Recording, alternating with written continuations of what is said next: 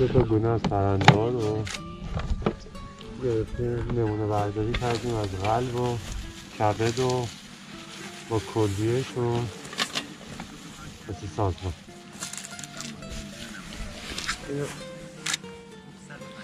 لاشه شده پرنده.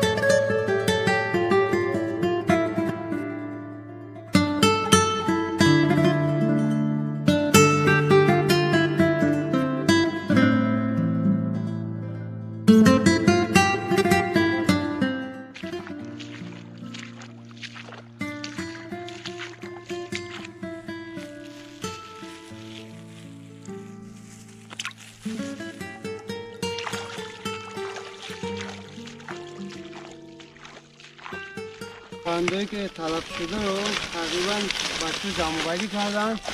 بعد ما داخل کیسه اینا ریختیم، سرشون گره زدیم، بعد با اسب با خزه اینو میکشیم میبریم بالاتر که تراکتور بتونه اینا رو ببریم بالا دفن کنیم.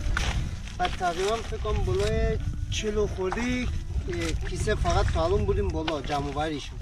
بعد اونجا هم که با اونم فله زدن داخل تراکتور ببرن که اونجا دفعه داخل گودال دفع کنم. بعد چی هم بزن که برای ضد عفونی آهک که بعد خاک بزن روش. بعد این چی کنم؟ این نخوندی